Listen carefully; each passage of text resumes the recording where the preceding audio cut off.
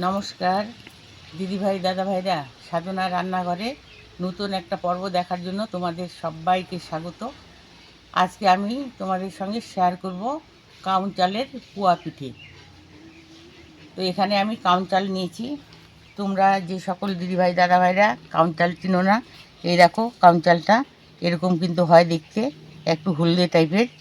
আর এই কাউন চালের পুয়া পিঠে বানালে কিন্তু খেতে দারুণ লাগে।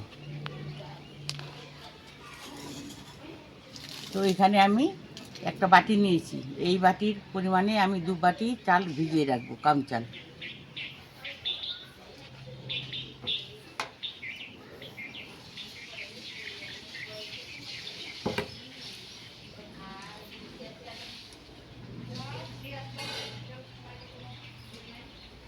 এই বাটিতে আমি এরকমভাবে 1 বাটি করে কাম চাল নিয়েছি। 1 বাটি দিয়ে দিলাম, আরেক বাটি দিয়ে দেবো।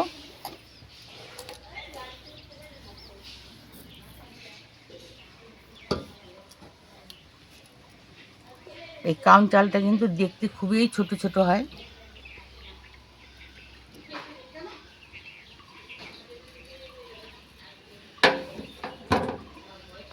এই দেখো 2 বাটি দিয়ে দিচ্ছি। এই দেখো আমি বড় পাত্রে 2 বাটি কাউন চাল নিয়ে নিয়েছি। এটাকে পরিষ্কার করে ধুয়ে 1 ঘন্টার জন্য আমি ভিজিয়ে রাখবো। আর এই কাউন চালের পিঠে বানানো কিন্তু খুবই সহজ।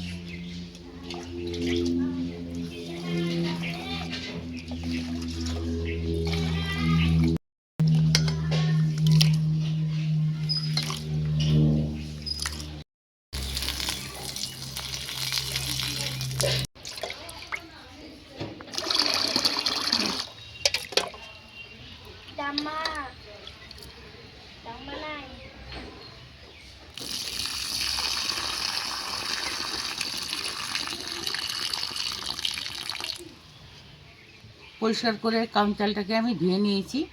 এখন জল দিয়ে 1 ঘন্টা আমি ভিজিয়ে রাখবো।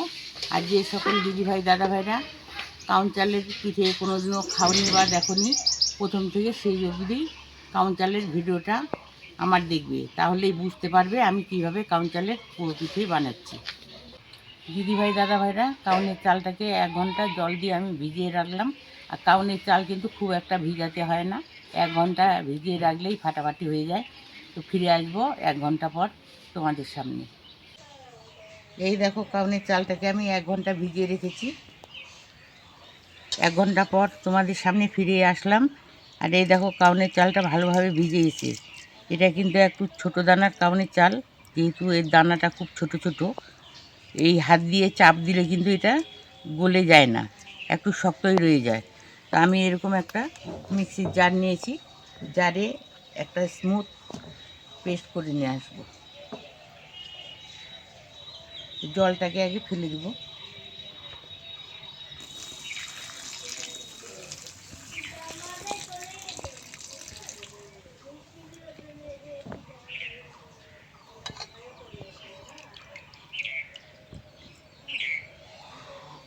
এই জারটাতে 2 ভাগে আমি পেস্ট করব। কাউনের চালটা এই জারের মধ্যে দিয়ে দিচ্ছি অর্ধেকটা।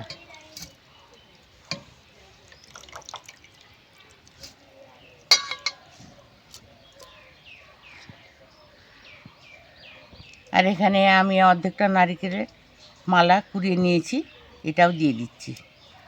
একসঙ্গে পেস্ট করে নেব।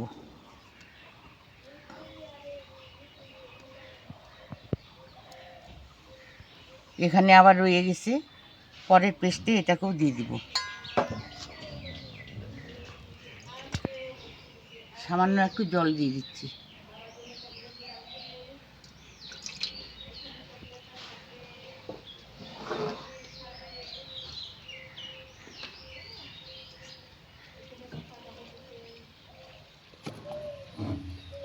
এই দেখো দিদিভাই দাদাভাইরা, কাউনের চালটাকে আমি মিক্সি জারে স্মুথ একটা পেস্ট করে নিয়ে আসলাম। এটাকে একটা অন্য পাত্রে ঢেলে নিচ্ছি।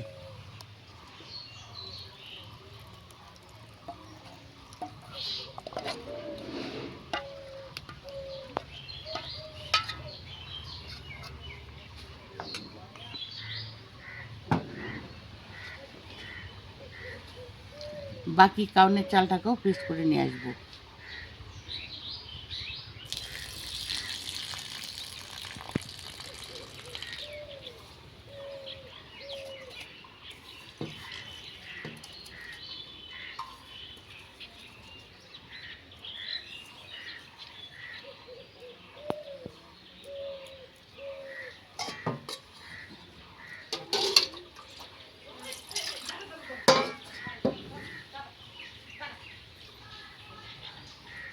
সামান্য একটু জল দিয়ে দিচ্ছি।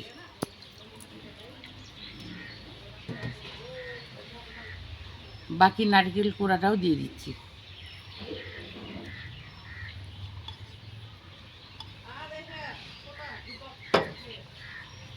বাকি নারকেল কোড়া আর কাউনের চালটাকে পেস্ট করে নিয়ে আসবো। আর নারকেল কোড়াটা দেওয়ার মানে হচ্ছে কাউনের চালের যারা পিঠা খাওনি নারকেল কোড়া দিয়ে এইভাবে পোয়া পিঠা বানিয়ে খাবে, খেতে কিন্তু অসাধারণ লাগে। এখন এটাকেও আমি পেস্ট করে নিয়ে আসবো।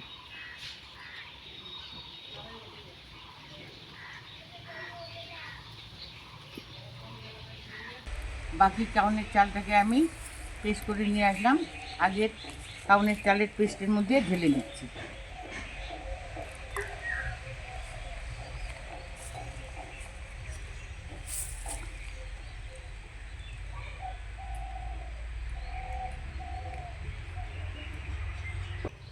এই দেখো, যে বাটি দিয়ে আমি কাউনের চাল নিয়েছি 2 বাটি, ওই বাটির 1 বাটি আমি ময়দা দিয়ে দিচ্ছি।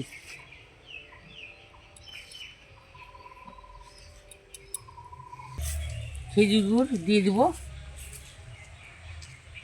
তোমরা মিষ্টিটা যে যেরকম খাবে সেই পরিমাণে মিষ্টিটা ব্যবহার করবে। আমি এখানে গুড় দিয়ে দিলাম, খেজুর গুড় আগের থেকে গলিয়ে রেখেছি, সেই গুড়টা সম্পূর্ণ আমি দিয়ে দিলাম। ওই কাউনের চাল, ময়দা আর গুড় দিয়ে এখন একটা আমি হাত দিয়ে গোলা তৈরি করে নেব।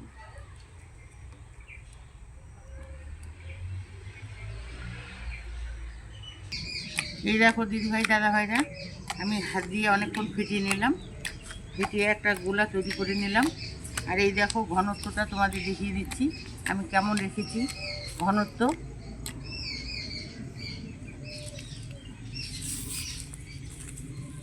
এই দেখো এরকম ঘনত্ব কিন্তু রাখতে হবে।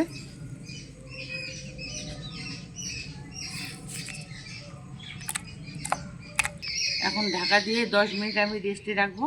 আর এদিকে গ্যাস জ্বালিয়ে কড়াই বসিয়ে দেবো।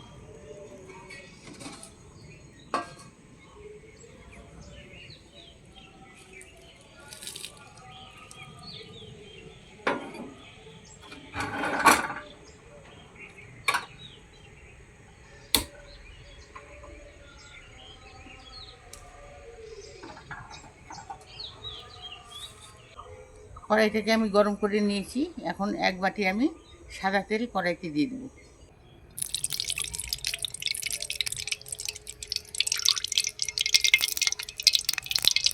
ব্যাটারটাকে আমি 10 মিনিট রেস্টে রেখেছি। এখন ঢাকা দিয়ে একটু ফেটিয়ে নেব।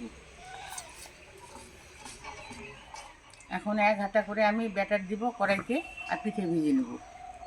আর গ্যাসের আঁচটাকে মিডিয়ামে রাখবো।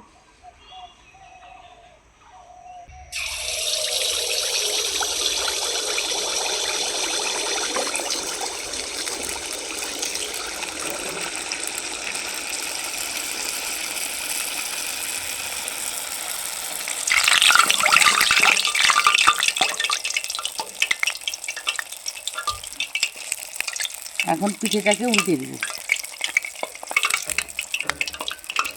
এই দেখো দিদিভাই দাদাভাইরা, কাউনের চালের পিঠে কি সুন্দর ফুলকো ফুলকো হয়ে ফুলে উঠছে।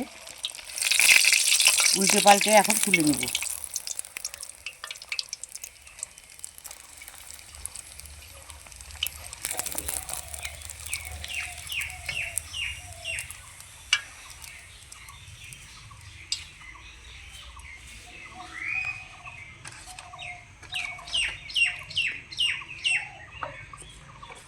যখন এই 1 হাতা করে ব্যাটার দিব, হাতা দিয়ে এইভাবে ব্যাটারটাকে একটু ফেটিয়ে নিতে হবে। আর 1 হাতা করে ব্যাটার দিতে হবে তেলের মধ্যে।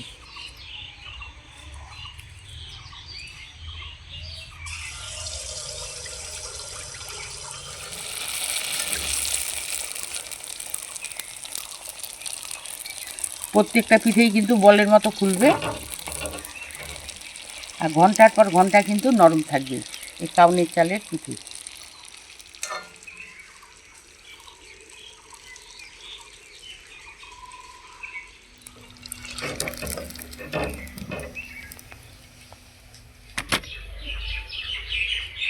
দিদিভাই দাদাভাইরা যখনই আমি এক হাতা করে কড়াইতে ব্যাটার দিব পিঠের জন্য, তখনই কিন্তু হাতাটা দিয়ে একটু এইভাবে ফেটিয়ে নিতে হবে, তবেই ফুলকো ফুলকো পিঠে তৈরি হবে।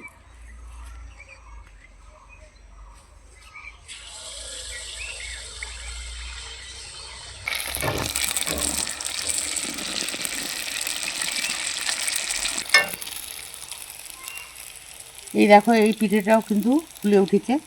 আর কাউনের চালে যে এত সুন্দর পিঠে হয় তোমরা দেখে নাও আমি কীভাবে পিঠাটা করলাম, তোমরাও সহজভাবে তৈরি করে খেতে পারবে।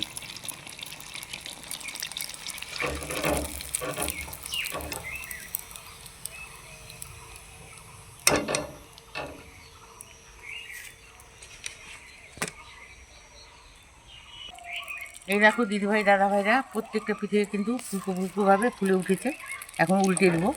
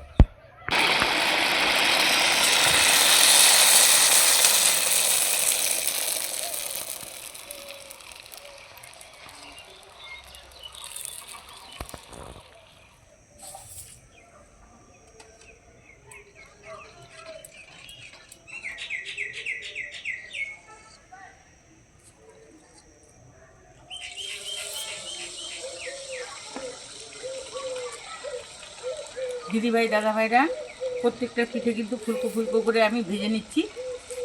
এইভাবে সম্পূর্ণ ব্যাটার থেকে আমি পিঠে ভেজে নেব। এই দেখো এই পিঠেটাও কি সুন্দর ফুলকো হয়েছে।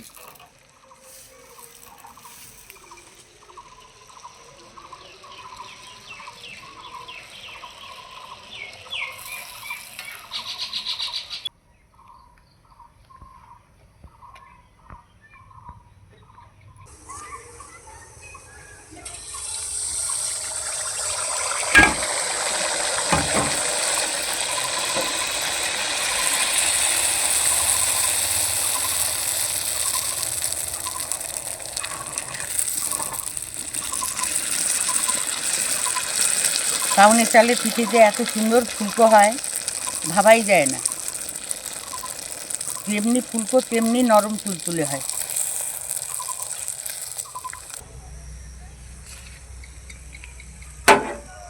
দিদিভাই দাদাভাইরা সম্পূর্ণ কাউনের চালের আমি পিঠেগুলোকে ভেজে নিয়েছি। আর এই কাউন চালের পিঠে খেতে কিন্তু অপূর্ব হয়। একবার হলেও তোমরা এইভাবে আমার মতো করে বানিয়ে খাবে, আশা করি খুব ভালো লাগবে। আর প্রত্যেকটা পিঠেই কিন্তু ফুলকো ফুলকো করে ফুলে উঠবে। আর এই দেখো কত জালিদার হয়েছে, তোমাদের একটা দেখিয়ে দিই।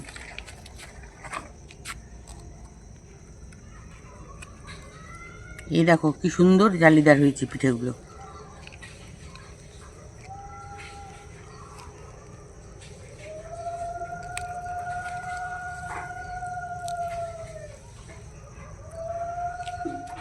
এইভাবে কাউনের চালের পিঠে যদি খাও একবার খেয়ে মন ভরবে না, বারবার খেতে মন চাইবে।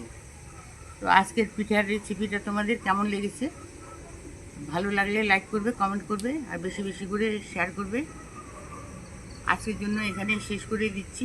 ফিরে আসবো পরের দিন অন্য কোনো রেসিপি নিয়ে। টাটা।